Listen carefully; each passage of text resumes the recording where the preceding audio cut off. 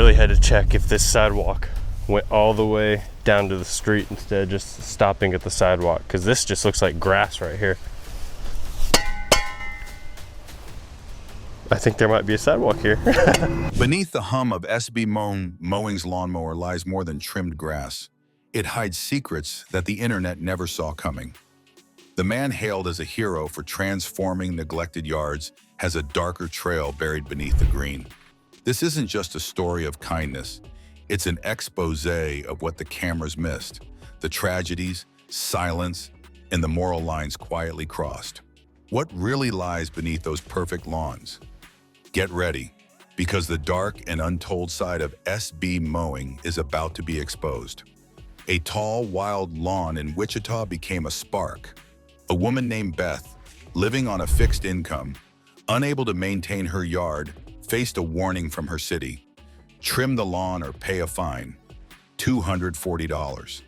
The grass grew wild, weeds tangled, and the house lost its dignity as neighbors stared because officials threatened. SB Mowing stepped in, offering to mow it for free. The video of that act, before and after, went viral.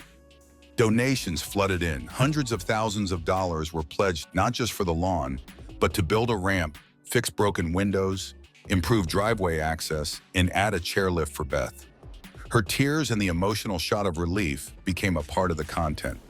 That viral moment for many looked like redemption of neglect, bureaucracy, and of someone slipping through systems. Beth's lawn would never again be the symbol of shame, but the very things that make the story powerful also expose the tragedy behind it. A fine meant to enforce city codes. A woman unable to maintain something so simple because of disability or poverty. A crowd of strangers moved by a video, and the scale of donations so vast it exposed just how much needed fixing beyond grass. The name SB Mowing belongs to Spencer, a young man with millions of followers across TikTok, YouTube, and Instagram. Videos play in rapid time-lapse, unkempt yards swallowed by nature, then edges trimmed, grass cut, shrubs shaped, debris removed, and in the end, a clean yard, homeowners crying, neighbors clapping. Beautiful. But each video depends on a story, a person in need, and a struggle. Many are elderly, disabled, or simply overwhelmed. Often there are warnings from cities about code violations. Many are homes with broken windows, cracked driveways, or physical barriers. SB Mowing does more than mow. He records pain, neglect, fear, shame, and broadcasts those moments. The world applauds the transformation. But what of the behind scenes? Who notices the shame before the camera is rolling? How many lawns remain untouched because they don't make good footage? How many stories are simplified to fit a frame, a beaten-down authority letter, a weeping homeowner, and an impassioned rescue? Some homeowners hesitate when SB Mowing knocks on their door, and some suspect a scam. Others worry about how their vulnerability will appear online. Fear that occasional exposure of disability, illness, decline becomes spectacle. Yet usually permission is granted. Still, the format demands drama. This home was being consumed by nature, the narration says. The visuals emphasize wild chaos, then order. What gets left unsaid is how many people live with chronic inability, with illness, with aging bodies that cannot cope, and how many are watched only when someone with a camera shows up. Behind every camera angle, there's a weight the videos never show. The lingering exhaustion, smell of decay, and the quiet panic of walking into yards that feel forgotten by time. Locals whisper about the darker finds, rodents nesting in what once was a child's play area, a lawn that hid a burned-out car, and in one haunting case, the faint stench of death that led to something far worse. These moments never make the cut. They're scrubbed from the final edit, replaced with upbeat music and time-lapse shots. Yet those who were there remember. The silence, fear, and the reminder that not every yard hides just overgrown grass. Sometimes it hides the ghosts of stories people would rather not tell. Questions hang. How much of this is content strategy? Which stories are told? Which suffering is visible enough to engage sympathy, and which is ignored because it doesn't promise views? The gladness at the end of the video cannot erase the distress that came before or that may continue afterward. Viral kindness has costs, not just emotional labor, but guilt, trauma, and even legal exposure. Every time a video shows someone's hardship, a fine threatened, disability exposed, there is risk that the person becomes defined by that hardship forever in public memory. The narrative arc may bring relief, but the scars remain. The lawn is trimmed, but what of the shame of the lawn? What of the days when no one cared? There is also a tension between rescue and dependency. Many stories show SB Mowing doing a one-time transformation. Some raise huge money to fix infrastructures and help for years. But what happens when attention fades? Do people get left with the same vulnerabilities? Then there are shadows in commentary and audience reaction. Many celebrate and some critique. Many say this is a business packaged as charity.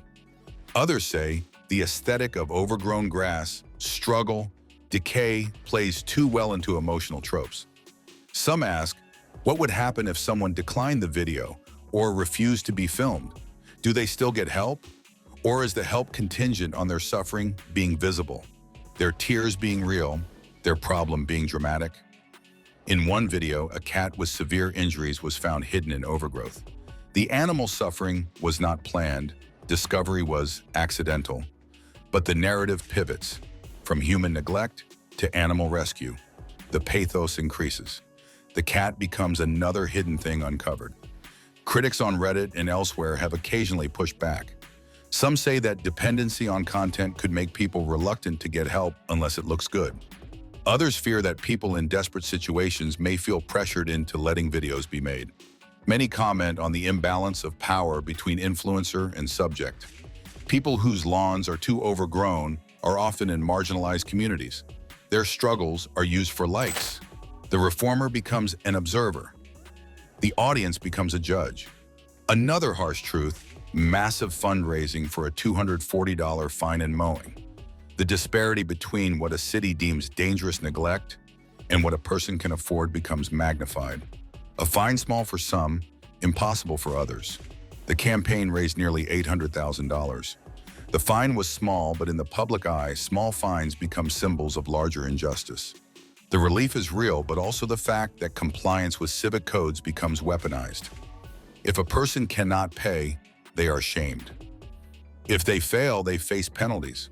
When a stranger helps and shows their shame on video, redemption comes, but only in spectacle.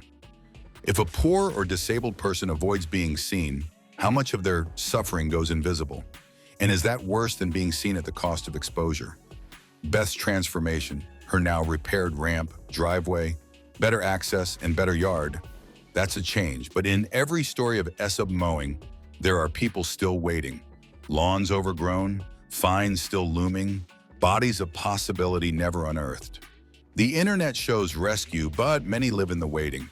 It is easy to feel uplifted watching action, compassion, and donation. But harder truths remain.